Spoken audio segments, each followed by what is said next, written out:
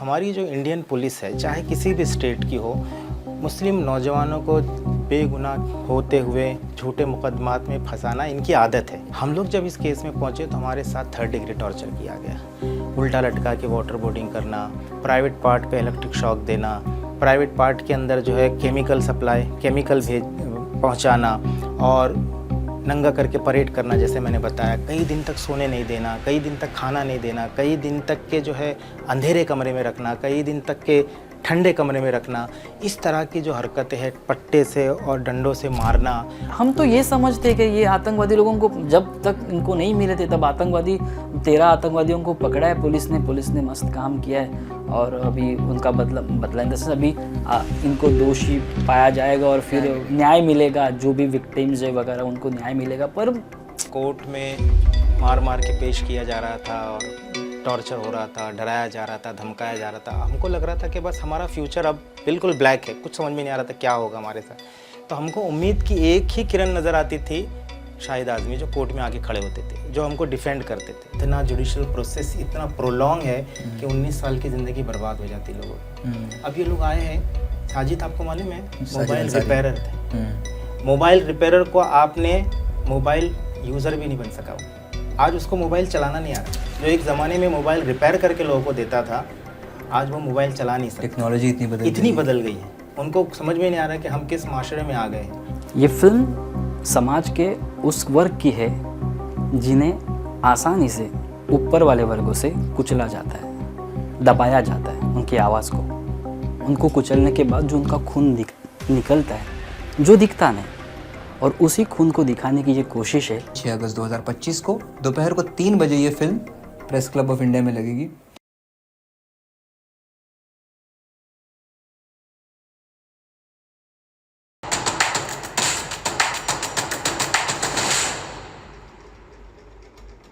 नमस्कार दोस्तों, भारत देश में कई सारे कोर्ट्स, कई सारे फैसले दिन प्रतिदिन देते रहते हैं। इन सारे फैसलों में कुछ फैसले ऐसे होते हैं जो मीडिया में छा जाते हैं, उनके बारे में कुछ चंद दिनों तक चर्चा भी होती है। लेकिन इसके अलावा भी कुछ फैसले ऐसे होते हैं जिन फैसलों की प्रासंगिकता एक ज़माने तक रहती है, उनका रेलेवेंस एक ज़माने तक रहता है। और इसलिए ऐसा होता है क्योंकि ये जो फैसले होते हैं वो अन्याय के बारे में होते हैं, अन्याय के ख़िलाफ़ होते हैं। लेकिन ताज्जुब तब होता है जब हम देखते हैं कि ये अन्याय जिसके बारे में फ़ैसला हो रहा है, ये बात कई लोगों तक नहीं पहुंचती। मानो कि वो एक तरीके से इनविजिबल हो, गायब हो, मौजूद नहीं हो, ये अन्याय मौजूद नहीं हो, ऐसा प्रतीत होता है। तो कुछ ऐसा ही एक फ़ैसला पिछले हफ्ते, 2 हफ्ते पहले बॉम्बे हाई कोर्ट ने दिया। 2006 में मुंबई में लगातार सिलसिलेवार ब्लास्ट हुए थे और उन ब्लास्ट में 13 लोगों को अरेस्ट किया गया था। 19 साल बाद 12 लोगों को बाइज्जत बरी कर दिया गया, एक को 2015 में ही बरी कर दिया गया था। और जो केस के डिटेल्स है जो बॉम्बे हाई कोर्ट ने बताया, बॉम्बे हाई कोर्ट ने ये कहा कि पुलिस और एटीएस ने मिलकर झूठे आरोप इन सभी लोगों पर लगाए। और इसके अलावा अगर आप केस पढ़ेंगे तो आपको अंदाज़ा आएगा कि किस प्रकार से अपनी निष्क्रियता छुपाने के लिए पुलिस ने चंद मासूम मुस्लिम लोगों को इसका शिकार बना दिया। तो जैसे मैं आपको बता रहा था कि ये चर्चा इस 7/11 केस के बारे में तो होगी, लेकिन एक अलग अंदाज में, क्योंकि आज हमारे साथ 2 ऐसे मेहमान हैं जो इस केस से एक तो डायरेक्टली जुड़े हुए हैं और एक इनडायरेक्टली। बताता हूँ कैसे। 2015 में जो मकोका कोर्ट का फैसला आया था, उसमें 13 में से एक को बरी कर दिया गया था। उनका नाम था अब्दुल वाहिद शेख। 2015 में अब्दुल वाहिद शेख ने बाहर आने के बाद एक किताब लिखी जिसका नाम बेगुनाह कैदी है। एक बहुत ही प्रोलिफिक किताब है, शायद इस देश में जो लिटरेचर जेलों में लिखा गया है उनकी फहरिस्त में ये भी एक किताब शुमार होगी। अब्दुल वाहिद शेख की ज़िंदगी पर एक फ़िल्म बनी जिसका नाम है हेमोलिम्फ। 2022 में बनी ये फ़िल्म ज़्यादा प्रचलित नहीं हो पाई और इस वजह से आज ये फ़ैसला आने के बाद ये फ़िल्म फिर से एक बार दिखाई जाएगी press club of India Delhi में, जिसकी तारीख होगी 6 अगस्त 2025। तो जिनको देखनी है फिल्म 3 बजे जाकर 6 अगस्त को ये फिल्म देख सकते हैं। लेकिन ये जिस इंटरव्यू की आज हम बात करने जा रहे हैं, इसमें हमारे साथ 2 ख़ास मेहमान हैं। अब्दुल वाहिद शेख, जो कि बेगुनाह कैदी, इनकी किताब यहाँ पर आप देख सकते हैं। ये किताब मैंने पढ़ी है और मैं अर्ज करूँगा कि आप बाकी व्यूअर्स भी इस किताब को पढ़े। वाहिद भाई, आपका बहुत बहुत स्वागत है। और वाहिद भाई की जो ज़िंदगी रही है, बहुत मुश्किल हालातों में उनकी ज़िंदगी कटी है, और जो ख़ास करके 2002 से लेके 2015 तक का दौर था, और उसके बाद भी उनका लगातार स्ट्रगल चल रहा है। लेकिन जो 2002 से 2005 का जो समय था, जो मुश्किल समय था, उस समय को बखूबी दिखाने वाले फ़िल्म मेकर, बहुत ही उम्दा फ़िल्म मेकर सुदर्शन गमरे। मैं उम्दा इसलिए कह रहा हूँ क्योंकि मैंने फ़िल्म देखी है, और जितना इस फिल्म में ह्यूमैनिटी और जस्टिस, ये सारी बातें हैं, इसके साथ साथ आपको एक बॉलीवुड फिल्म देखने का एक्सपीरियंस भी मिलेगा। तो जिनको फिल्म देखनी है, कल यानी 6 अगस्त 2025 को ये फिल्म दिल्ली के प्रेस क्लब में फ्री ऑफ कॉस्ट लगने वाली है। बहुत बहुत स्वागत है सुदर्शन आपका। सुदर्शन, आपसे मैं शुरुआत करूंगा इस चर्चा की। आप सबसे पहले मुझे नाम के बारे में बताइए। हेमोलिम्फ ये नाम है। अक्सर मैं अपने आप को बहुत ही एमेच्योर फिल्म मेकर मानता हूँ, तो जब मैं सोचता हूँ कि फ़िल्म का नाम क्या रखा जाए, तो सोचता हूँ कोई सिंपल सा नाम रखूँ जो कि सबको समझ आ जाए। तो आपने ये इतना मुश्किल नाम क्यों चुना, और क्या है इसके पीछे की कहानी? जैसे आपने कहा कि इतना कठिन नाम क्यों रखा, सही कहे तो ये नाम रखने की एक वजह मैं दिल से बताना चाहता हूँ। हीमोलिम्फ का मतलब होता है चींटी का खून। जब हम जाने अनजाने में चींटी को मारते हैं तो उसका एक खून निकलता है जो कभी दिखता नहीं, पर वो होता है। उस खून को हीमोलिम्फ कहते हैं। ये फिल्म समाज के उस वर्ग की है जिन्हें आसानी से ऊपर वाले वर्गों से कुचला जाता है, दबाया जाता है, उनकी आवाज़ को। उनको कुचलने के बाद जो उनका खून निकलता है, जो दिखता नहीं, और उसी खून को दिखाने की ये कोशिश है, इसलिए इस फिल्म का नाम हीमोलिम्फ है। Thank you so much. बहुत ही आपने पोएटिक वे में आपका नाम का जस्टिफिकेशन दिया हमें। लेकिन सर, ये ऐसी फिल्म बनाना, ये कहाँ से आपकी उसमें आइडिया आया? कब आप वाहिद भाई को मिले? आप अपने दोनों के रिलेशन के बारे में थोड़ा मुझे बताइए। बिल्कुल। दरअसल किताबें ये सब पढ़ने की आदत है, तो एक किताब का मैं ज़िक्र करना चाहूँगा। सुनेत्रा चौधरी जी ने लिखी थी, काफ़ी बेहद अच्छी किताब है वो, बिहाइंड द बार्स करके। उस किताब में वाहिद जी पर एक चैप्टर था। तो जब वो किताब में पढ़ रहा था और उनके बाद उनका वो चैप्टर पढ़ा तो बहुत बुरा लगा था। मतलब हम खुद एक इंसान होने के बाद जब इस तरह की कहानी पढ़ते हैं तो खुद को इंसान कहने की मतलब शर्म आती है लाइक। तो जब वाहिद भाई का वो चैप्टर उसमें पढ़ा तो बुरा लगा। तो सोचा कि यार क्या इनकी कहानी, एक्चुअली कहानी क्या, मतलब किताब में लिखा है सही है, तो इनकी कहानी क्या है, इससे जानना बहुत ज़रूरी है। तो इसलिए फिर वाहिद भाई को खोजने की कोशिश की, जिसमें पता चला उन्होंने एक किताब लिखी है जेल में, बेगुनाह कैदी। तो फिर वो किताब पढ़ी। वो किताब पढ़ने के बाद जिस तरह से डिटेल में उन्होंने सारी केस के बारे में उसमें जो सारी चीज़ें लिखी है, तो क्यूरियोसिटी और बढ़ रही कि यार क्या ज़बरदस्त इंसान है, मतलब तो इनको मिलना चाहिए। तो इनको मिलना चाहिए तो फिर वो पब्लिशर से उनका नंबर लिया, उनको मिला, उनसे बात की। बात करने के बाद फिर सिलसिला शुरू हुआ। सुदर्शन, बॉलीवुड और इसके इकोनॉमिक्स पर हम थोड़ा बाद में आएंगे, लेकिन वाहिद भाई से मैं अभी सवालों का सिलसिला शुरू करना चाहूँगा। दर्शकों के लिए मैं बता दूं कि वाहिद भाई जब 2015 में बरी होकर बाहर आए थे, तब मैंने 2016 में ही उनके साथ एक बार मुलाकात की थी एज अ स्टूडेंट। तब कोई ऐसा अंदेशा नहीं था कि आज हम दिल्ली में साथ में बैठे होंगे, लेकिन तब मैं एक टीनेजर था, और उस वक्त आपकी जो कहानी थी उसने तो मुझे हिला के रख दिया था, क्योंकि मेरे आइडियाज़ जो थे वो टीवी न्यूज़ देखने की वजह से बने थे। तो मैं चाहता हूँ कि आप, ये शायद गलत हो लेकिन शायद आप थोड़ा सा पीछे जाइए वक्त में और हमें बताइए कि दर्शकों को पता चले कि क्या होता है एक्चुअली, क्योंकि आपने जो भयानक चीज़ें इस किताब में लिखी है उसका थोड़ा सा हमें एक अंश बता दीजिए कि पुलिस आखिरकार करती क्या है और क्या क्या होता है इन इस टॉर्चर, पुलिस टॉर्चर में क्यों होता है? देखिए, इसमें बहुत लंबा सवाल है ये, और लंबा इस सेंस में कि इसमें बहुत सारी बातें पूछी गई है और बहुत सारी चीज़ें बतानी हैं।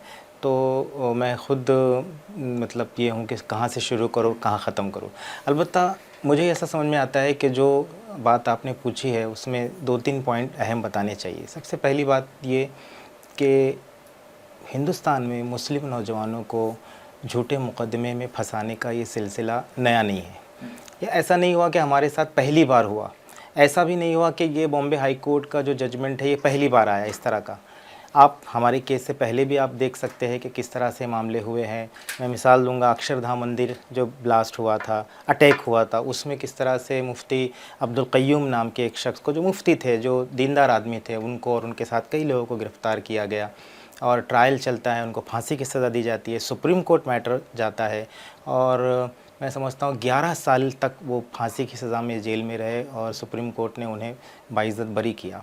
उन्होंने एक मशहूर किताब लिखी, 11 साल सलाखों के पीछे, और वो किताब आप पढ़ेंगे और मेरी किताब आप पढ़ेंगे तो आपको लगेगा कि हर स्टेट की पुलिस की मोडस ऑपरेंडी एक ही है।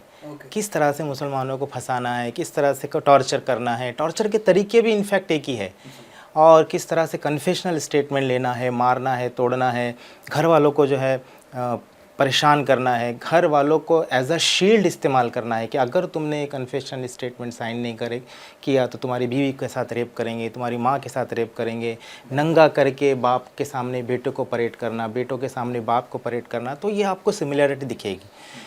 अच्छा, ये हमारा केस दी एंड नहीं है कि बस इसमें हो गया, अब पुलिस ने तौबा कर लिया, अब आइंदा से ऐसा नहीं करेंगे। आप हमारे केस के बाद भी देखिए, बहुत सारे हैं केस। मैं एक मिसाल दूंगा, German bakery bomb blast case 2010 का। उसमें भी एक टीचर बेचारा, हिमायत मिर्ज़ा बेग, टीचर फिल्म में भी है। जी, फिल्म में भी है। हिमायत मिर्ज़ा बेग को गिरफ़्तार किया गया। वो मुझे अंडा सेल में, नथर रोड जेल में मिला। जब मैंने उसकी कहानी सुनी, उसके डॉक्यूमेंट्स पढ़े, तो मुझे लगा कि हमारे केस में और उसके केस में कॉपी पेस्ट ही है, बस यहाँ से चीज़ें उठा के वहाँ, वहाँ से चीज़ें उठा के यहाँ रखी गई। फिर वो केस में बॉम्बे हाई कोर्ट में पहुंचा और बॉम्बे हाई कोर्ट ने 5 फांसी की सज़ा दी थी। सेशंस कोर्ट ने वो 5 फांसी की सज़ा ख़त्म कर दी और उसको रिकवरी के अंदर सज़ा दी गई। अब उसका मैटर सुप्रीम कोर्ट में। अब सिमिलर केस देखिए, 5 फांसी की सज़ा हमारे केस में भी है, 5 लोगों पर है, वो एक व्यक्ति पर थी, यहाँ 5 लोगों पर थी। और ये सेशंस कोर्ट का जब बॉम्बे हाई कोर्ट पहुँचा तो वो टर्न डाउन हो गए, सिमिलर हो गए। तो मैं ये कहना चाह रहा एक बात कि हमारी जो इंडियन पुलिस है, चाहे किसी भी स्टेट की हो, मुस्लिम नौजवानों को बेगुनाह होते हुए झूठे मुकदमात में फंसाना इनकी आदत है। ये आम हो गया। अच्छा, इनको कोई डर नहीं है, कोई खौफ नहीं है, कोई कानून नहीं है जो उनका गिरेबान पकड़ सके, कोई अकाउंटेबिलिटी नहीं है, कोई इनके ख़िलाफ़ जो है कोई मुकदमा नहीं फाइल कर किया जाता, ना एफ़आईआर दर्ज होती। इतनी इम्प्यूनिटी है, इतना प्रोटेक्शन है कि गुड फेथ में ये जो चाहे वो बैड हरकतें करते रहते। दूसरी चीज़ ये है कि अगर आप इस केस में टॉर्चर की अगर आप बात देखेंगे तो हम लोग जब फिल्मों में देखते हैं, किताबों में पढ़ते हैं कि ग्वांतानामो बे जेल में और अबू गरीब जेल में ऐसा ऐसा टॉर्चर किया गया, तो हमको लगता है कि ये किसी और दुनिया की बात हो रही है, हमारे साथ कभी नहीं होगा। लेकिन याद रखिए, जो चीज़ें दुनिया में हो रही है और आप ये समझते हैं कि हमारे साथ नहीं होता है, ये हमारे साथ भी होता है, होगा। हम लोग जब इस केस में पहुँचे तो हमारे साथ 3rd डिग्री टॉर्चर किया गया। उल्टा लटका के वाटर बोर्डिंग करना, प्राइवेट पार्ट पे इलेक्ट्रिक शॉक देना, प्राइवेट पार्ट के अंदर जो है केमिकल सप्लाई, केमिकल पहुंचाना और नंगा करके परेड करना, जैसे मैंने बताया। कई दिन तक सोने नहीं देना, कई दिन तक खाना नहीं देना, कई दिन तक के जो है अंधेरे कमरे में रखना, कई दिन तक के ठंडे कमरे में रखना। इस तरह की जो हरकतें हैं, पट्टे से और डंडों से मारना और साइकोलॉजिकली इतना इफ़ेक्ट करना कि एक्टिव टॉर्चर, पैसिव टॉर्चर, हमारे सामने किसी को लाके मारना, उसके सामने हमको मारना, ये सारे जो चीज़ें हो रही थी, जो मैंने इसमें पूरा एक चैप्टर लिखा है, आप देख लीजिए। तो जब मैं सोचता हूँ कि हमारे भारत के हर पुलिस स्टेशन में ग्वांतानामो बे है, हर पुलिस स्टेशन में अबू गरीब आपको मिल जाएगा, टॉर्चर सेल मिल जाएगी जो इस तरह हरकतें हो रही है। तो मैं समझता हूँ इस केस को ले करके जो जजमेंट आया है, बहुत अच्छा जजमेंट है। कुछ लोग कहते हैं कंप्लीट जजमेंट है, कुछ लोग कहते हैं इनकम्प्लीट जजमेंट है, कुछ लोग कहते हैं कि अभी बाकी है, कुछ लोगों को किसी ने साजिश से पूछा कि कंपनसेशन आपको कितना चाहिए, मैं जो बाहर बता रहा था, तो कितना कंपनसेशन आप देंगे? 19 साल का कोई कंपनसेशन नहीं है हमारे वहाँ, तो कोई प्रोविज़न ही नहीं है।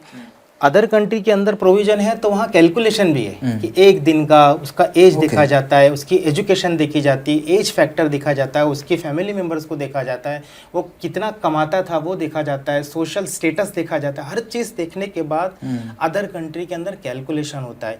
4 दिन भी अगर किसी को इलिटेन रखा जाए तो करोड़ों रुपए उसको दिए जाते हैं। यहाँ तो 19 साल है, यहाँ तो कोई प्रोविज़न नहीं है, यहाँ तो कोई कैलकुलेशन नहीं है, आप क्या देंगे? सर आपको आए हुए अब 10 साल हो गए, लेकिन अभी जो लोग आए उनके साथ जब आपने बात की तो उनका एक हमें आप एक तरीके से दूध बनिए और बताइए कि क्या कहना था उनका, एक जनरल उनका क्या कहना था। 19 साल बहुत लंबा दौर होता है और अभी भी मतलब जस्ट बाहर आए हैं, तो कैसा क्या? देखिए, जिस दिन जजमेंट आया है ना, जजमेंट में मैं भी था कोर्ट में और वाया वीडियो कॉन्फ्रेंसिंग वो लोग भी थे। 9:30 बजे जजमेंट शुरू हुआ, 10 मिनट में जजमेंट हो गया। जैसे ही जजमेंट डिलीवर हुआ है वो सब रोने लगे।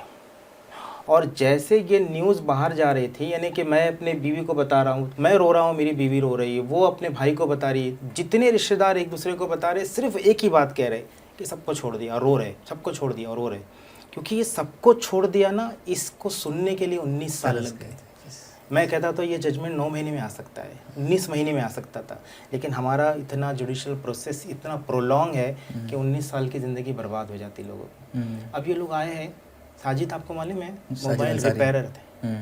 मोबाइल रिपेयरर को आपने मोबाइल यूज़र भी नहीं बन सका वो, आज उसको मोबाइल चलाना नहीं आ रहा है। जो एक ज़माने में मोबाइल रिपेयर करके लोगों को देता था, आज वो मोबाइल चला नहीं सकता। टेक्नोलॉजी इतनी बदल गई है, उनको समझ में नहीं आ रहा कि हम किस माशरे में आ गए हैं। उनके सोने का, उनके उठने का, उनके चलने का सब एक टाइम टेबल फिक्स है। उनकी दुनिया बस ये 4 दीवारी के अंदर 10 बाई 10 के अंदर उनकी पूरी दुनिया थी। आज वो घबराते हैं निकलने के लिए, चलने के लिए। अभी उस साजिद को दिल्ली आना था तो मेरे बगैर वो आने तैयार नहीं था, मुझे हाथ पकड़ के उसको लाना पड़ा। तो ये सिचुएशन है कि जवान गए थे, आज बूढ़े हो गए। वाहिद भाई, ये बहुत ही दुखद कहानियाँ हैं, हम और इसके बारे में रिपोर्ट इंशाल्लाह करेंगे। लेकिन मुझे एक चीज़ सर बताइए कि ये कंस्पिरेसी कैसे पैदा हुई? 2001 में शायद आपका पहला केस रजिस्टर हुआ था, और मतलब मुझे आपको उस केस में डिटेल में नहीं जाना, ना ही मुझे ऐसा, बस मुझे आप ये समझाइए कि आपके साथ जो लोग भी और भी अरेस्टेड थे उनको कैसे कैसे केस में फंसाया, आपको कैसे केस में फंसाया, और कैसे पुलिस आपके खिलाफ एक हिस्ट्री बनाती है आपको अरेस्ट करने से पहले, इसके बारे में थोड़ा बताइए। देखिए, 2006 के जो ब्लास्ट में हम लोगों को अरेस्ट किया गया था, तो वो शक की बुनियाद पर अरेस्ट किया, और वो अरेस्ट करने की बुनियादी वजह 2001 में जो हमारे पर सिमी का केस था, वो भी छोटा केस बनाया गया था और वो भी केस ख़त्म हो गया। और सबका अलग अलग केस था, अलग अलग केस था, अलग अलग स्टेट में केस था, अलग अलग शहरों में केस था। अच्छा, किसी का सिमी का केस था, किसी का तो कट्टा बनाने का झूठा केस डाल दिया था, किसी का कोई और केस डाल दिया था। तो ये जो क्रिमिनल केसेस थे उसकी बुनियाद पे वो शक कर रहे थे। शक करने की वजह से उन्होंने बुलाया, पूछताछ की। जब उनको पता चल गया कि इनका कोई लेना देना नहीं है इस केस में, तो उनको छोड़ देना चाहिए था। उन्होंने छोड़ा भी, फिर बुलाया, फिर छोड़ा। देखिए, जो ब्लास्ट करता है ना, इतनी ताकतवर साथ ब्लास्ट करता है, वो कभी घर पे नहीं बैठता, वो कभी पुलिस के फ़ोन का इंतज़ार नहीं करता, वो पुलिस के बुलाने पर पुलिस स्टेशन जाता नहीं है, पुलिस को कॉपरेट नहीं करता। पुलिस की स्टेशन डायरीज़ में ये मेंशन है कि वाहिद और साजिद और ये लोग जो है रेगुलर पुलिस स्टेशन आके हाज़िरी दिया करते थे। तो इस तरह से इन्होंने क्या किया, हम लोगों को बुलाते थे, छोड़ते थे। उस 2000 के केस की वजह से जब इनको इस केस में ओरिजिनल लोग नहीं मिले, तो केस की फाइल बंद करने की बजाय उन्होंने हमारी ज़िंदगी बंद कर दी। और 2000 का केस था, वो क्या उसमें कोई तथ्य था या क्या? उसमें कोई तथ्य नहीं था, क्योंकि सिमी पर जब 2001 में बैन लगाया गया, तो कानून यह है यूएपीए का कि आप किसी ऑर्गेनाइजेशन पर जब बैन लगाते हैं तो 2 साल के लिए बैन लग जाता है। लेकिन अगर इस 2 साल के बाद आपको बैन और 2 साल के लिए एक्सटेंड करना है, अब तो वो प्रोविजन 5 साल हो गया है, अगर 2 साल और आपको एक्सटेंड करना है, तो बैन लगने से बैन खत्म होने के दौरान जो 2 साल गुजरे हैं, उस दौरान इनके लोगों ने क्या क्या काम किए हैं, इलीगल एक्टिविटी। सिमी के नाम पे आपको एफआईआर दिखानी है, सिमी के नाम पे आपको अरेस्टिंग दिखानी है, ताकि मजीद 2 साल के लिए बैन को एक्सटेंड किया जा सके। तो उस साजिश के तहत हम पर केस बनाए गए झूठे, जो कि बाद में जाके एक्विट हो गए। ओके, सुदर्शन जी, आप वाहिद भाई से बात करते करते इतनी कहानियाँ उनकी के उनके साथ ही एक लंबा सिलसिला चल सकता है। लेकिन जब मैं फिल्म देख रहा था तो बहुत सारी चीज़ें जैसे कि ये जो ऑर्डील था, ऑर्डील मतलब ये रोज़ाना जाना आना, फैमिली भी देख रही है वो, और फिर मैं सोचता था, ये जैसे अभी वाहिद भाई ने बताया, तो मैं सोचता था कि कैसे हुआ होगा, लेकिन जिस प्रकार से आपने उसको दिखाया है ऐसा लगता है कि हाँ सच में वाहिद वाहिद ही हुए वो, ऐसा लगता नहीं है कि, तो आपने इतना रियलिज़म कैसे लाया फिल्म में। एक दूसरी चीज़, हम हमेशा जो रिपोर्टर्स है जो रिपोर्टिंग के लिए जेल नहीं जा पाते, कुछ ख़ास रिपोर्टर्स हैं जो जा भी पाते हैं, लेकिन उन कुछ लोग हैं जो नहीं जा पाते, तो हमें हमेशा एक वो क्यूरियोसिटी रहती थी कि अंडा सेल होता कैसा है, तो आपने उसको दिखाया फिल्म में, तो क्या वो एक्चुअल एप्ट रिप्रेजेंटेशन है अंडा सेल का?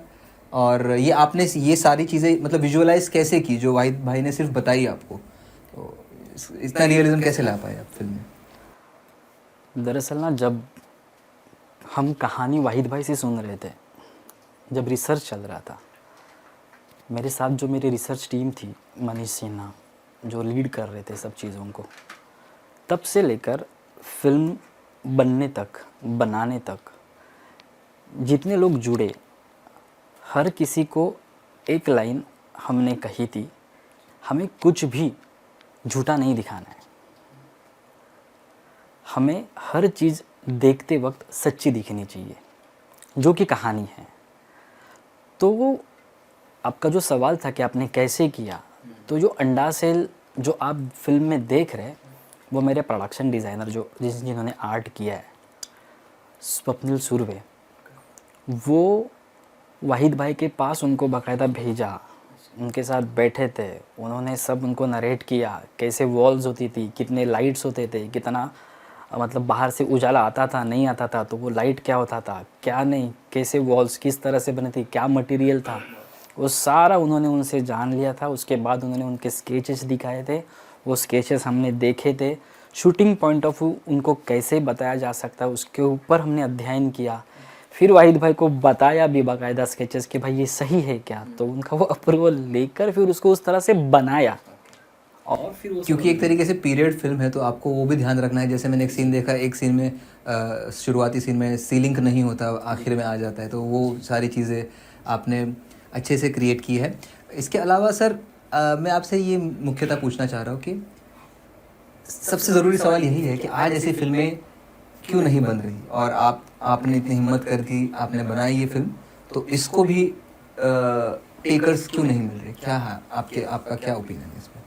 ओपिनियन नहीं कह सकता, ये देखो सिनेमा आज बिज़नेस है और हर कोई प्लेटफॉर्म अपना बिज़नेस सोच रहा है, तो मैं उनको बिल्कुल गलत नहीं कहूँगा, और जो इस तरह की फिल्में नहीं बना रहे उनको भी गलत नहीं कहूँगा, लेकिन सच किसी को तो दिखाना चाहिए, और वो दिखाने के लिए सब लोग कहते हैं सच दिखाने के लिए हिम्मत लगती है, वो हिम्मत करने की मैंने कोशिश की है। अभी वाहिद भाई उनका एक्विटल तो 2015 में आ गया था, लेकिन ये केस अभी तक चल रहा था जब आप शूट कर रहे थे, तो आपको इतना कैसे मतलब आप इतने श्योर कैसे थे, क्योंकि एक फिल्म मतलब आपने एक तरीके से आपने अपना नाम लगा दिया उस पर, ठीक है, तो और एक ऐसी एक तरीके से पॉलिटिकल सॉर्ट ऑफ फिल्म है ये, जो आज के संघर्ष को दिखाती है, आज जो समाज में चल रहा है उसको दिखाती है, तो आप इस निष्कर्ष तक, क्योंकि इसमें एक कन्विक्शन होना बहुत ज़रूरी है फिल्म मेकर के पास, तो ये कन्विक्शन कब आया, वाहिद भाई से मिलने के बाद आया या उसके पहले आपको कुछ आपका रिसर्च था पहले से? नहीं, मिलने के बाद एक्चुअली आया, मतलब सही कहूँ तो, बिकॉज़ देखो हम अगर पॉलिटिकल और सोसाइटी की बात कहें तो उस पर ज़्यादा न बोलते हुए मैं एक चीज़ कहूँगा जो फिल्म से रिलेटेड है और फिर हमारे संस्कार से भी रिलेटेड। फिल्म बनाना मतलब एक कहानी को ज़िंदा करना जैसे होता है, तो उस कहानी को ज़िंदा करने के लिए हमें उस पर ट्रस्ट होना, एक विश्वास होना बहुत ज़रूरी है। तो वो विश्वास कब बिल्ड होता है, जब आप उसमें घुसते हो, उसको समझते हो। जब वाहिद भाई से बातें हो रही थी, उनकी किताब के ज़रिए, उनके रिलेटिव्स के ज़रिए जब बातें हो रही थी, तब ऐसे लग रहा था कि ये सर सारे आम लोग हैं।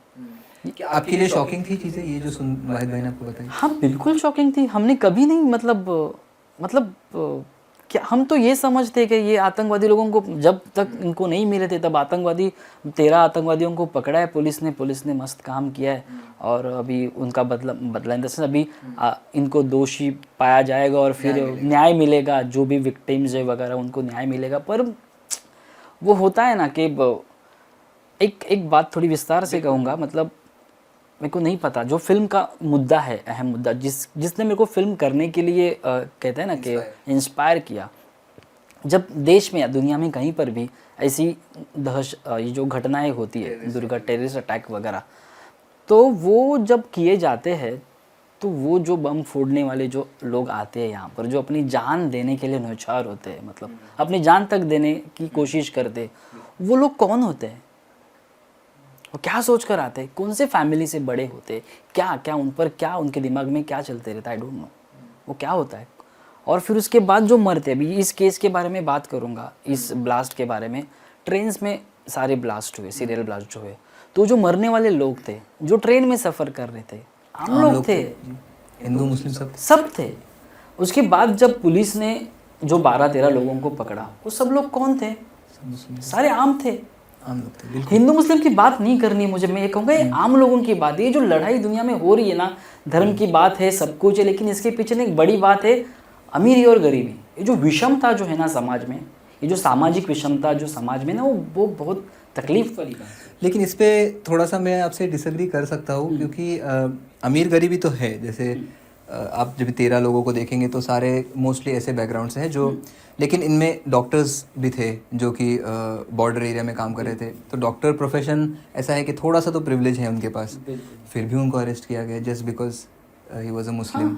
तो और आपकी ही फिल्म में ये डायलॉग है कि पुलिस वाले का डायलॉग है, मैंने लिख के लाया है कि ये तो, एक सेकंड, जिहाद, मतलब पुलिस कहता है कि तुम तो जिहादी हो एक तरीके से। तो ये, और वो तब होता है जब वो शायद वाहिद भाई से ही बात कर रहा होता है, तो वो पुलिस वाला कहता है कि तुम जिहादी हो, जबकि इनको जानता भी नहीं है। तो विच शोज कि इनका प्रीसेट एक माइंडसेट है, जैसे वाहिद भाई ने पहले ही बताया। तो आप ये सवाल में दोनों के लिए है कि क्या आपको लगता है कि पुलिस का एक एंटी मुस्लिम बायस है, आपको लगता है ऐसे? क्योंकि आपके फिल्म के जरिए तो हमें ऐसा लगा। जी, देखो, मतलब मैं फिर से एक बार कहूँगा कि जिस तरह से फिल्म पर रिसर्च हुआ था, जिनके लिए फिल्म बनाई गई थी, तो उस दौरान ये क्लियर था, जो 12-13 पकड़े हुए थे वो उसमें कोई मिक्स नहीं था, सारे मुस्लिम ही थे ना, तो वो क्लियर ही था, उनके लिए तो फिल्म बनी थी।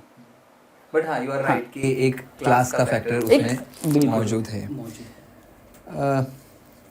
वाहिद भाई, इसमें आप ये जो अभी आया है केस, निर्णय आया है, इसके बाद मालेगांव का भी निर्णय आया, तो आप इन दो केस को कैसे देखते हैं? या तो आपने बताया कि ये सेशंस कोर्ट का मामला है, अब जैसे बॉम्बे हाई कोर्ट जाएगा, शायद मालेगांव का केस भी वो जर्मन बेकरी और आपके वाले जैसा पूरा पलट जाए।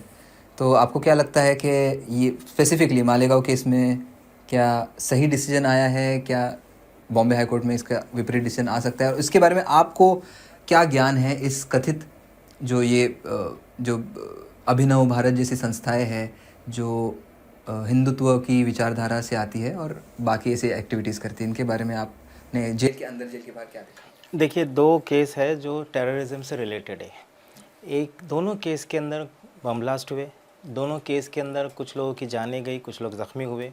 दोनों केस के अंदर सेम इन्वेस्टिगेशन एजेंसीज़ है, दोनों केस के अंदर कुछ लोगों को गिरफ़्तार किया गया, और जो सेक्ट ऑफ एक्यूज़ है वो एक अलग धर्म के है। यहाँ पे सब मुसलमान हैं, वहाँ सब हिंदू है। दोनों केस का जजमेंट आता है। एक जजमेंट आता है बॉम्बे हाई कोर्ट के डिविजनल बेंच का, रिसेंटली की अगर हम बात करें तो एक हायर जजमेंट है, एक हायर कोर्ट है जो इन सबको एक्विट कर देता है। दूसरा है सेशंस कोर्ट का या एमसीओसी कोर्ट का एक जजमेंट है, एक जज है और बहुत नीचे है वो, अब तो उसमें एक्विट कर दिया जाता है। लेकिन इस पूरे मामले में आप देखिए हुकूमत महाराष्ट्र का रवैया क्या है। हमारा जजमेंट आता है, फ़ौरन कहा जाता है कि ये शॉकिंग जजमेंट है, हमको ऐसी उम्मीद ही नहीं थी, और जजमेंट की कॉपी मिलने से पहले रातों रात वो जो है सुप्रीम कोर्ट अप्रोच करते हैं, स्टे की मांग करते हैं, नोटिस जारी करने की बात की जाती है। यानी ये कि अब आप सुप्रीम कोर्ट में इनको खींच करके इनके खिलाफ मुकदमा चलाना चाहते हैं और इनको फांसी के फंदे पे दोबारा लटकाने की पूरी तैयारी इन्होंने की है। दूसरी तरफ आप देखिए, जब मालेगांव का जजमेंट आता है तो वो आके मुख्यमंत्री ये कहते हैं कि ये केस तो ये साबित करता है कि हिंदू कभी दहशतगर्द नहीं था और ये तो हम पहले दिन से कह रहे हैं और वगैरह वगैरह। और जब उनसे पूछा जाता है कि आप क्या इसको चैलेंज करेंगे, तो वो कहते नहीं, अभी तो कॉपी मेरे हाथ में आई नहीं है, मैं तो कॉपी तो आपकी 7-11 के जजमेंट की भी नहीं आई थी, वो तो आपने पढ़ी भी नहीं थी, देखी भी नहीं थी, लेकिन आप पहुंच गए। और तुषार मेहता को लेके पहुंच गए। तो ये जो डबल स्टैंडर्ड है हुकूमत का, एक मुस्लिम नौजवान जो गिरफ्तार होते हैं उनके साथ, हिंदू लोग जो गिरफ्तार होते हैं उनके, देखिए आप बार बार जब हम ये कहते हैं कि भाई धर्म आतंकवाद का कोई मज़हब नहीं होता, लेकिन आप ही जो है आतंकवाद को मज़हब से रंगते हैं और आपका जो ट्रीटमेंट है ये बिल्कुल गलत है। हमने उनसे कहा था कि भाई माफ़ी मांगो, तो वो कांग्रेस की तरफ जाते हैं कि कांग्रेस को माफ़ी मांगना चाहिए। आप वो कहते हैं कि पुलिस को दबाव डाल करके हुकूमत ने इन लोगों को गिरफ्तार करवाया था, प्रज्ञा ठाकुर और वगैरह को। तो हम भी तो ये बात कह रहे हैं कि हुकूमत ने दबाव डाला था या हुकूमत के चलते उन्होंने पुलिस ने कार्रवाई की थी, लेकिन वहाँ माफ़ी की बात नहीं होती, वहाँ कांग्रेस को इल्ज़ाम नहीं दिया जाता, बल्कि कांग्रेस ने जो गलत काम किया था उसी गलत काम को आप सुप्रीम कोर्ट तक ले जाना चाहती। तो ये जो डबल स्टैंडर्ड है इसको बदलने की ज़रूरत है। भाई आप इतना रिसर्च तरीके से बात कर रहे हैं, आपने किताब भी लिखी है, आपने पढ़ाई भी कंप्लीट की है आपकी, तो जेल के अंदर एक कैसे मुमकिन होता है? देखिए जेल के अंदर एक बहुत ही हैरत वाली बात आपको ये बताऊं कि पूरी भारत की जेलों में भी मैंने प्रिजन लिटरेचर पे जो रिसर्च की है पीएचडी के लिए, तो पूरी भारत की जेलों में कहीं पर भी पढ़ने पढ़ाने का माहौल नहीं होता, पढ़ने पढ़ाने नहीं दिया जाता, जानबूझ के रोका जाता है, रोड़े अटकाए जाते हैं। जो लोग किताबें लिखना चाहते हैं उनको किताबें लिखने की सामग्री नहीं दी जाती है, पेन कॉपी नहीं दी जाती है। ये एक जनरल टेंडेंसी है, क्योंकि उनको ऐसा लगता है कि ये अगर लिखेगा तो जेल के ख़िलाफ़ लिखेगा, ये स्टेट के बारे में गलत लिखेगा, ये अपनी आप बीती बताएगा तो स्टेट एक्सपोज होगा, पुलिस बदनाम होगी। तो आप ऐसी हरकतें क्यों करते हो कि बदनामी से डरते हो? दूसरी बात ये है कि अगर आप ये बात करेंगे कि आपका जो सवाल है कि पढ़ने की बात है, हमने बार बार जेल एडमिनिस्ट्रेशन को, हुकूमत को लिख कर के भेजा था कि यहाँ पर एक Indira Gandhi national open university होना चाहिए, जो प्रिजनर्स को फ्री राइट्स दे एजुकेशन का, जो प्रिजनर्स भी इसमें एडमिशन लेना चाहता है फ्री में उनका जो है एडमिशन हो, उनको किताबें मुहैया कराई जाए, वो जेल में बैठ के पढ़े। यहाँ पर इग्नो का एग्ज़ामिनेशन सेंटर होना चाहिए ताकि प्रिजनर अपने ही जेल के अंदर एग्ज़ाम दे सके।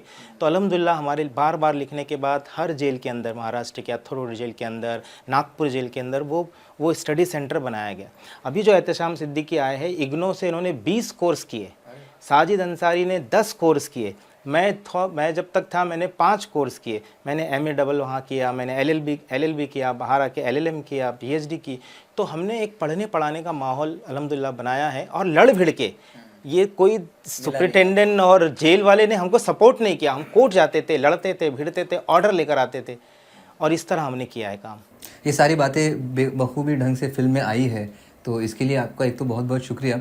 और आप दोनों से एक और बार एक कॉमन सवाल अबाउट शाहिद आज़मी। एक तो आपने शाहिद आज़मी को अपने फिल्म में इंक्लूड करने का निर्णय क्यों लिया? और वाहिद भाई, आप भी अगर शाहिद जी की कुछ यादें आपने जो उनके साथ बिताई हो वो अगर बता सके तो। सुदर्शन, पहले आप बताएं। बहुत महत्वपूर्ण किरदार था ये पूरे केस का शाहिद जी, जिन्होंने इस केस के सपोर्ट में बहुत अच्छा काम किया है, जो कि रिसर्च के दौरान पता चला था। वाहिद भाई से भी हमें काफ़ी उनके बारे में मालूमात हुई, तो वो ज़रूरी समझा कि ये कैरेक्टर फिल्म में होना बहुत ज़रूरी है, तो इसीलिए वो फिल्म में है एक्चुअली, और उनका काम बहुत ज़रूरी है इस देश के लिए। वाहिद भाई बताइए आप कि कैसा आपका एक्सपीरियंस था शाहिद आज़मी जी के साथ? हम लोग जब अरेस्ट होकर गए तो कोर्ट में मार मार के पेश किया जा रहा था और टॉर्चर हो रहा था, डराया जा रहा था, धमकाया जा रहा था। हमको लग रहा था कि बस हमारा फ्यूचर अब बिल्कुल ब्लैक है, कुछ समझ में नहीं आ रहा था क्या होगा हमारे साथ। तो हमको उम्मीद की एक ही किरण नज़र आती थी, शाहिद आज़मी, जो कोर्ट में आके खड़े होते थे, जो हमको डिफेंड करते थे, हमको सहारा देते थे और हमको दिलासा देते थे कि डरने की ज़रूरत नहीं है, मैं हूँ, आप लोग छूट जाएंगे। और साथ में वो ये भी कहते थे, उनको एक्सपीरियंस भी था चुके जेल जाने का, लंबे अरसे तक जेल काटने का, तो वो कहते थे कि ये लंबी लड़ाई है, आप छोटी बस के मुसाफिर नहीं है कि बस यहाँ चढ़े और अगले स्टॉप पे उतर गए, आपकी जो बस है ना बहुत लंबी जाने वाली, लंबे मुसाफिर है, तो आपको पढ़ना चाहिए। उन्होंने एप्लीकेशन करवा के हमको कहा कि LLB कीजिए आप लोग, आप किताबें लिखिए, आप किताबें मंगवाइए, आप किताबें पढ़िए, रिसर्च जितना कर सकते उतना कीजिए। तो हमारे लिए सिर्फ वो डिफेंस लॉयर नहीं थे, हमारे लिए वो एक मोटिवेशनल जो है लॉयर थे, मोटिवेशनल पर्सनैलिटी थी। और जब उनकी शहादत हुई है 2010 में, जब ये खबर आई हम लोगों को अथरोड जेल में, तो हम लोग सब टूट गए। यानी हमको लगा कि अब हमारा कोई माँ बाप नहीं है, हमारा कोई माँ बाप नहीं, अब हम कैसे रिहा होंगे, हमको वो परेशानी हो रही थी।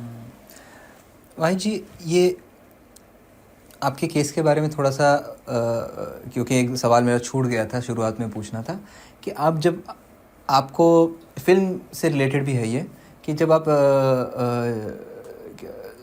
इलीगल डिटेंशन में थे, आप काला चौकी पुलिस थाने में, तब वहाँ पर हम देखते हैं कि आपके साथ टॉर्चर होता है, लेकिन अक्सर हम देखते हैं कि इलीगल डिटेंशन में जो टॉर्चर होता है उसके बारे में तो एक शायद एक कॉमन प्रैक्टिस है, लेकिन आपके साथ हमने फिल्म में देखा कि आपके साथ जेल में भी टॉर्चर हो रहा था। ये किस प्रकार से हो रहा था और क्यों हो रहा था?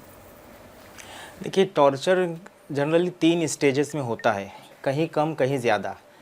एक तो इलीगल डिटेंशन में जब पुलिस पकड़ लेती है और अरेस्ट करने से पहले पुलिस स्टेशन में छुपा के रखती है, तब वो मारते हैं, टॉर्चर करते हैं, और उस दौरान इतनी बेदर्दी से मारते हैं कि अगर वो मर भी गया तो वो शो करते हैं कहीं पर भी उसकी लाश को कि हम इनकाउंटर में मारा गया, दिस एंड डैट। दूसरा होता है पुलिस कस्टडी का टॉर्चर, जो पुलिस मजिस्ट्रेट के सामने पेश करते हैं, फिर लेकर आते हैं पुलिस स्टेशन में और वहाँ मारते हैं। मारने के लिए बहुत कारण है, कन्फेशन लेना है, रिकवरी निकालनी है, बहुत सारी चीज़ें। ये दोनों हमारे साथ हुआ। लेकिन हमारे साथ तीसरा टॉर्चर है जो rarest of the rare torture, जिसे कहते हैं जेल का टॉर्चर। जब आप जुडिशल कस्टडी में चले जाते हैं तो जनरली पुलिस आपको हाथ नहीं लगाती, क्योंकि डायरेक्ट वो अकाउंटेबल हो जाते हैं मैजिस्ट्रेट के सामने, क्योंकि मैजिस्ट्रेट की कस्टडी में आप है। अगर आपको ज़रा भी खरोश आ जाए तो उसको जवाब देना है कि कैसे आए। लेकिन हमारे वहाँ इस केस में ATS और superintendent of Swati Sathe, jail superintendent, इनका जो नेक्सस था, ये नेक्सस ने हमको वहाँ भी मार खिलाया, और इतना मारा है कि हमारे हाथ पैर उन्होंने तोड़ दिए। और किस रीज़न से मारा है कि अप्रूवर बन जाओ, इस केस में अप्रूवर बन जाओ, 25 लाख रुपए ले लो, बॉलीवुड की हीरोइन से शादी करा के दे देंगे, हमारे संपर्क में रहोगे, सबको एक एक करके ऑफ़र दे रहे थे। ये कौन बोलता था? ये KP रघुवंशी, ये ATS के ऑफिसर्स जेल के अंदर आते थे। और हम लोगों ने जब एक एक करके डिनाई कर दिया तो फिर सुपरिटेंडेंट स्वाति को कहा कि ये हार्डकोर है, इनको सबक सिखाओ, ये हमारी बात नहीं मान रहे। और फिर 28 जुलाई 2008 को मुझे याद है इतनी बेदर्दी से मारा गया, और उसी हालत में हमको जो है दूसरी जेलों के अंदर ट्रांसफ़र कर दिया गया। 2008 तक आपके साथ मारपिटाई हो रही थी, 2006 के बाद 2 साल बीत जाने के बाद भी? जी बिल्कुल।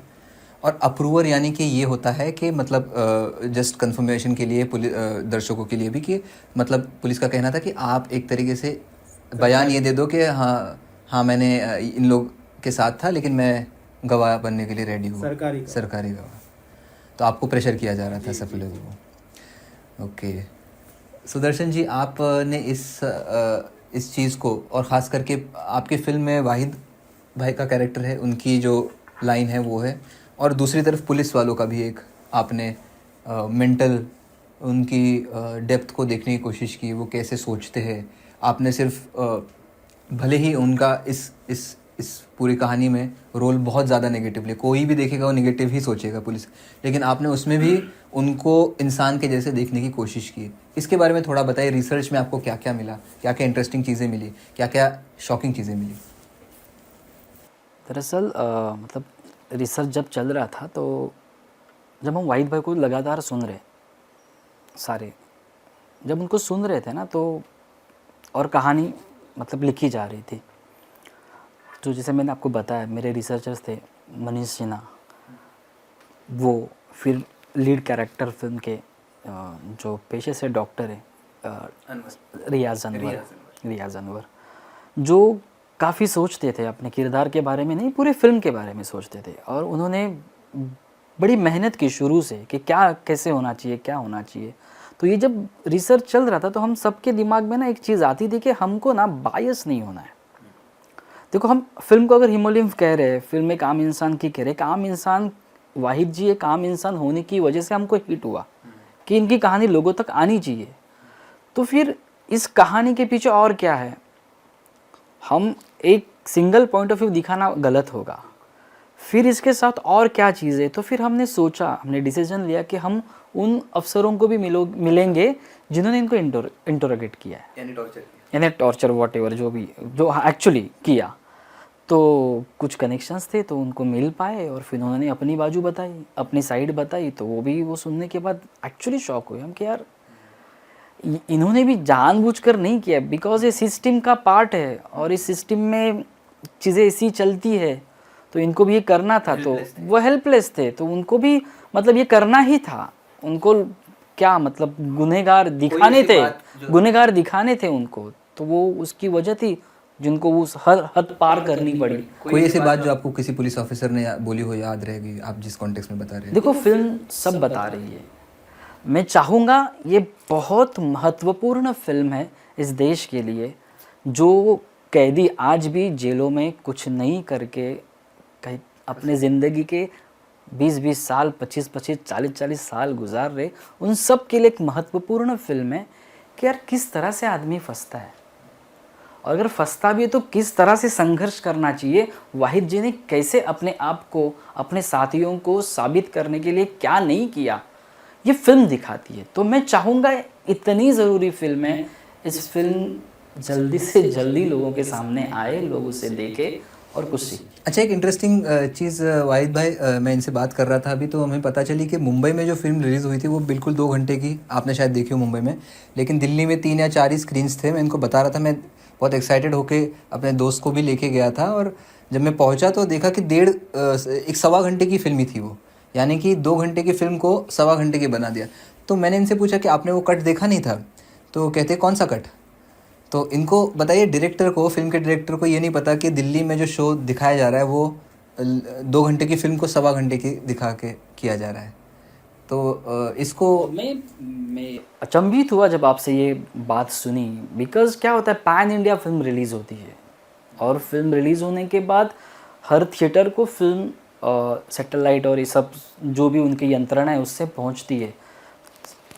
सर्टिफिकेशन बोर्ड ने उस पर ड्यूरेशन लिखा रहता है, जो भी अभी हमारी फिल्म का 122 मिनट्स है, 2 घंटा 2 मिनट, तो उसके हिसाब से उनको फिल्म दिखानी है। उसके बावजूद भी अगर कोई थिएटर इस तरह की हरकत कर रहा है, तो यार मेकर्स यार वहाँ तक, मतलब इतने सारे थिएटर्स में पूरे देश में कैसे पहुँच सकता है, आई डोंट नो।